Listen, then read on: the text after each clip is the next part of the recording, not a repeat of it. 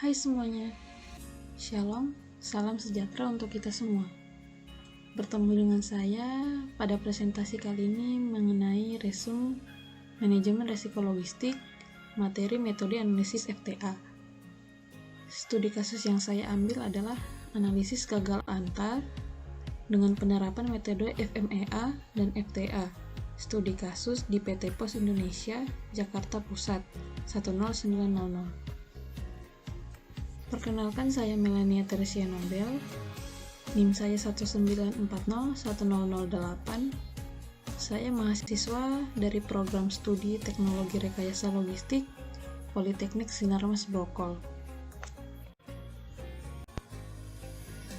Sebelum masuk untuk mengetahui apa saja yang dibahas atau studi kasus yang dibahas melalui metode Poultry ini, alangkah baiknya kita harus mengetahui dari mana sih poultry ini berasal. Teknik untuk mengidentifikasi kegagalan dari suatu sistem dengan menggunakan FT atau poultry diperkenalkan pertama kali pada tahun 1962 oleh Bell Telephone Laboratories dalam kaitannya dengan studi tentang evaluasi keselamatan sistem peluncuran Minuteman misil antar benua.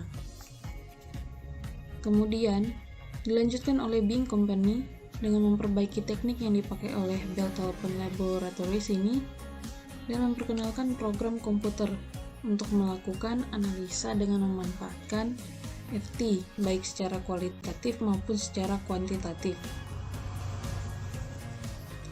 FTA adalah teknik yang banyak dipakai untuk studi yang berkaitan dengan risiko dan keandalan dari suatu sistem engineering. Selanjutnya, kita akan membahas mengenai apa itu metode Poultry Analysis. Metode Poultry Analysis adalah suatu teknik yang digunakan untuk mengidentifikasi risiko yang berperan terhadap terjadinya suatu kegagalan. Dan metode Poultry Analysis adalah sebuah metode yang menyelesaikan kasus apabila terjadi suatu kegagalan atau hal-hal yang tidak diinginkan dengan mencari akar permasalahan yang muncul dan diuraikan dari kejadian-kejadian. Dan dalam tekniknya adalah dengan menggunakan metode konstruksi dari poultry ini meliputi gerbang AND dan gerbang OR.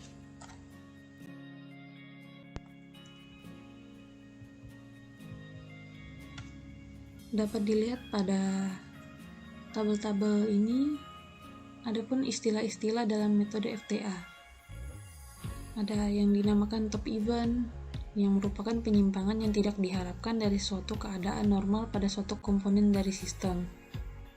Kemudian ada logic event, hubungan secara logika antara input dinyatakan dalam AND dan OR.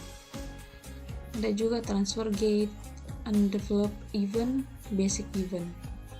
Sedangkan simbol-simbolnya yang melambangkan dari istilah ini dapat dilihat pada gambar di samping.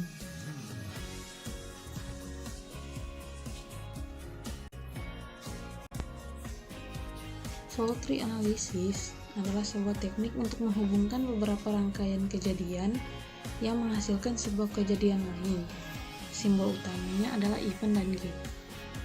Nah, adapun beberapa type event. Type event ini dibagi menjadi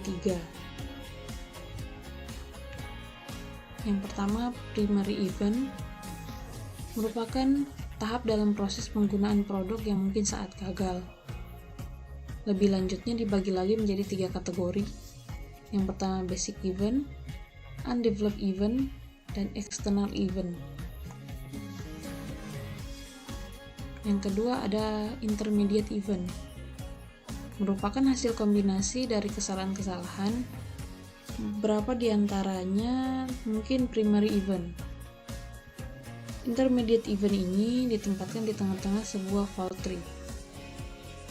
Dan terakhir adalah external event.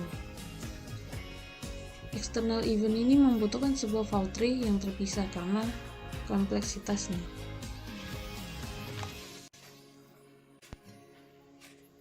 Selanjutnya adalah manfaat metode FTA.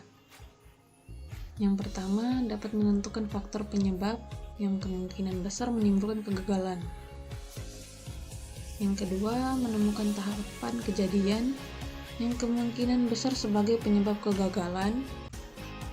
Yang ketiga, menganalisa kemungkinan sumber-sumber risiko sebelum kegagalan timbul. Dan yang terakhir, menginvestigasi suatu kegagalan.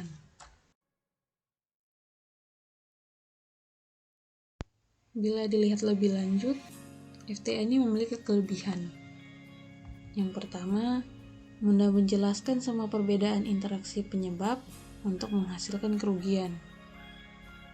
Yang kedua, penyebab dasar dan logis dalam penyebab kerugian bisa dimengerti. Yang ketiga, dapat membuat tindakan pencegahan yang tepat untuk mengeliminasi penyebab dasar, sehingga kerugian yang sama tidak akan muncul lagi. Dan yang terakhir, dapat menghitung evaluasi kualitatif dan kuantitatif dari kerugian. Setelah membahas mengenai kelebihan, manfaat, ataupun definisi dari metode fault tree analysis, saatnya kita akan membahas mengenai studi kasus mengenai penerapan metode FTA. Dan saya mengambil studi kasus tentang analisis gagal antar dengan penerapan metode FMEA dan FTA. Studi kasus di PT Pos Indonesia Jakarta Pusat 10900.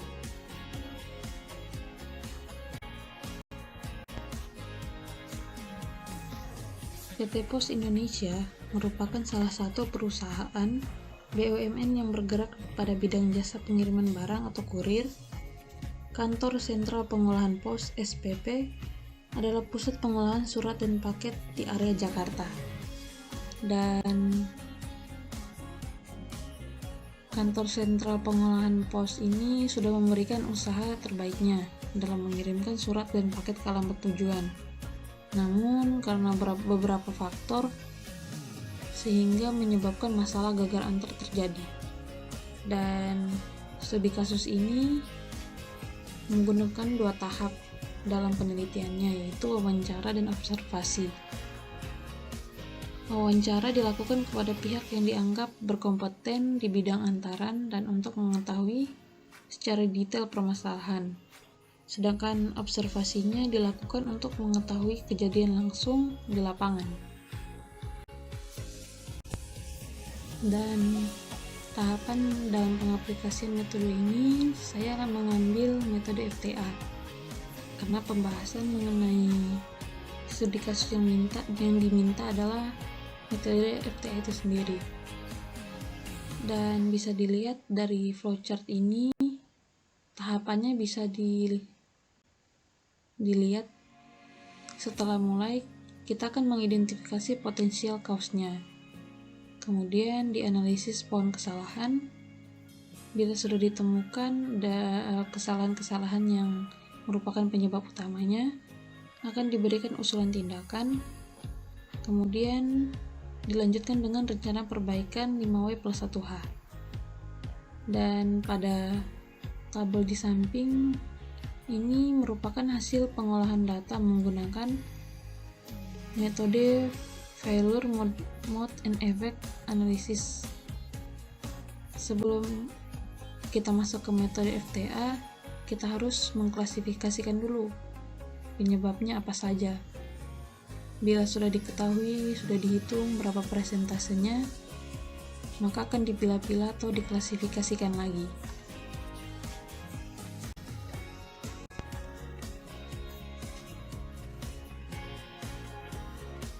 Dan setelah menggunakan prinsip Pareto, yaitu cut point 80%, di mana presentasi kumulatif 80%-nya masuk ke dalam potential cause. Dilihat dari tabel yang sudah kita lihat tadi, ada ditemukan 4 potensial cause yang ditemukan untuk diidentifikasi dengan metode FTA sebagai berikut. Yang pertama, itu tidak adanya konfirmasi identitas kepada pengirim. Dan bisa dilihat, tidak ada konfirmasi identitas pengirim ini disebabkan dari kurangnya memahami SOP dan petugas yang kurang teliti dalam mencetak DO dan mengecek resep kiriman. Selanjutnya, tidak dapat menghubungi pengirim maupun penerima. Dapat terjadinya hal ini itu dikarenakan tidak memahami prosedur kerja, serta baik pengirim atau penerima tidak bisa dihubungi atau nomor teleponnya tidak jelas. Yang ketiga, tidak ada SOP tertulis yang diberikan oleh perusahaan. Ini disebabkan kurang memahami SOP yang ada serta karyawan tidak mencoba menerapkan SOP yang ada. Dan yang terakhir, percetakan tidak jelas. Ini juga disebabkan perawatan mesin yang tidak memiliki jadwal atau tidak dikontrol. Dan terakhir, usia mesin. Bisa jadi mesin ini sudah tidak layak dipakai.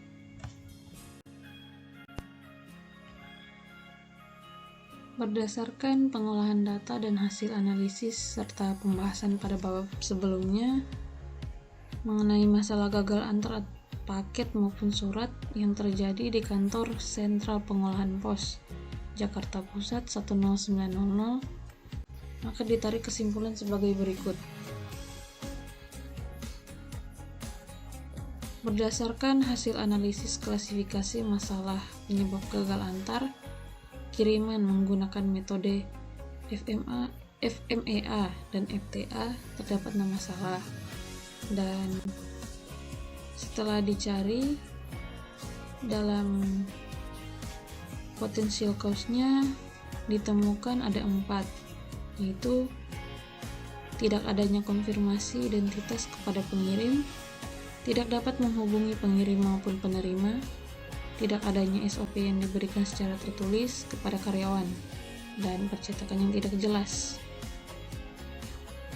Dan usulan perbaikan yang diberikan kepada perusahaan ini yakni petugas mengirimkan ulang paket atau surat ke informasi alamat yang baru dengan tujuan untuk mengurangi atau memberikan penjelasan ulang kepada penerima mengapa paket atau surat yang dikirimkan seharusnya bisa sampai dalam 1 atau 2 hari, yang ada malah terlambat. Maka dari itu inisiatif dari petugasnya harus dikirim ulang. Dan yang kedua, staf loket harus lebih teliti mengenai kelengkapan data paket dan surat yang diberikan pengirim kepada pihak loket. Sekian presentasi saya kali ini. Saya mohon maaf bila ada kesalahan dalam penyampaian, dan saya berterima kasih juga kepada teman-teman yang menyempatkan diri menonton presentasi saya kali ini. Saya hanya berharap apa yang telah saya sampaikan dapat bermanfaat untuk memperluas wawasan ilmu teman-teman mengenai penggunaan metode FTA dalam manajemen risiko. Terima kasih.